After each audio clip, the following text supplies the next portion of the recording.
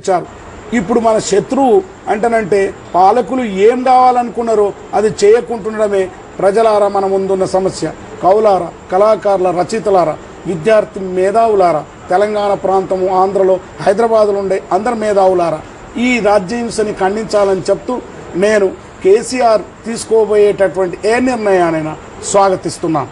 ఆయనను ఇక పార్లమెంట్లో పోయావు, నువ్వు పార్లమెంటు మళ్ళీ గెలిచావు, నువ్వు పార్లమెంట్లో కాంగ్రెస్తో కలిసి అక్కడ మంత్రిగా అయినావు, నువ్వు ఈ పార్లమెంట్ సభ్యుడిగా ఉన్నావు, ఇక్కడున్నావు, పార్లమెంట్లో ఓట్లతోటి ఎన్ని ప్రక్రియలు చేయాలో చేసావు. ఇప్పుడు నువ్వు ఒక ప్రాణం పోయినా సరే త్యాగడానికి సిద్ధం ఉన్నావు. అయినా ఆ పాలకులలో ఒక రాజకీయమైన ప్రక్రియ చేయడం రాలే. ఇప్పుడు మరి మీరేం చేయాలి? మీరు మీకోసం బతకొద్దు, మీరు ఉద్యమం కోసం బతకాలని ప్రజలందరూ కోరుకుంటున్నారు. మీరు అనేక మంది విద్యార్థులు అందరూ మిమ్మల్ని ఆహ్వానిస్తున్నారు. కాబట్టి సూటిగా నేను చెప్పేది ఏంటంటే, ఇక పాలకులు నీ ప్రాణం పోని అనుకుంటున్నారు. ఇక ప్రజా ఉద్యమకారులు, ప్రజలందరూ ప్రాణాన్ని రక్షించాలి. అందుగురించి కేసీఆర్ తీసుకునేటటువంటి వాళ్ళ పోలిట్ బ్యూరో తీసుకునే ఎలాంటి నిర్ణయానైనా నేను దాన్ని స్వాగతిస్తాను. విరమింపజేస్తే మీరు స్వాగతిస్తారా లేక అది వాళ్ళు తీసుకునే నిర్ణయాన్ని ఏ నిర్ణయం తీసుకున్నా స్వాగతిస్తారు? ప్రస్తుతం కొంతవరకు మీరు ఏకపిస్తారు. చెప్పండి. గద్దర్ గారు చెప్పిన దానికి యాడ్ చేస్తున్నానమ్మా. చెప్పండి. కేసీఆర్ గారు కేంద్ర మంత్రి అయినా, రాష్ట్ర మంత్రివర్గంలో ఆయన మనుషులను చేర్చినా, ఎవరిని చేర్చినా తెలంగాణ సాధన కోసం అదొక మార్గం ఎన్నుకున్నారు. ఆయన నాడు నేడు ఏనాడు ఆయన తెలంగాణ కావాలని కోరుకుంటున్నారు. కేసీఆర్కి నేను ఇవాళ ఉదయం హాస్పిటల్కి వెళ్ళి పరామర్శించాను. వారికి నేను విజ్ఞప్తి చేస్తున్నాను, వారి శ్రేణులకు కూడా విజ్ఞప్తి చేస్తున్నాను. దేశ విరమించి తెలంగాణ కోసం అటు మీరు పోరాడండి, మేము ఇటు ఆంధ్ర కోసం మేము పోరాడతాం.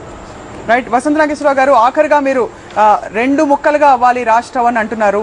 ప్రస్తుతం ఉన్న పరిస్థితుల్లో జయాంధ్ర ఉద్యమం ఊపందుకోబోతుందా మరింత?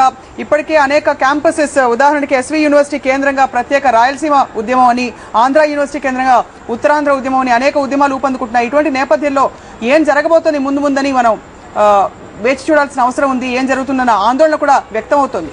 అమ్మ, వాళ్ళు ప్రత్యేక తెలంగాణ కావాలని కోరుకున్న తర్వాతనే కదమ్మా ఈ ఉద్యమాలన్నీ.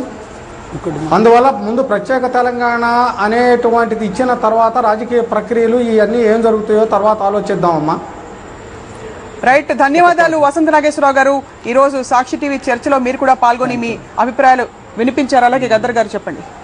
అమ్మా తెలంగాణమా, ఆకలికే కలగానమా, అమ్మ నీకు వందనాలమ్మో, కమ్మని ప్రేమానిదమ్మో, ఎట్టుల్లా మట్టి చిప్పవు గాయిదోల్లా గండ్రగొడ్డలి.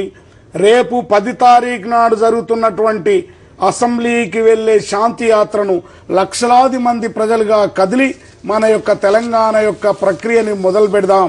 నేను మీ పోరాట పాటగా మీ తోడుగా ఉంటాను. అండ్ గద్దర్ గారు ఈరోజు సాక్షి టీవీ స్టూడియోస్ లో మీ మాటని పాటని వినిపించినందుకు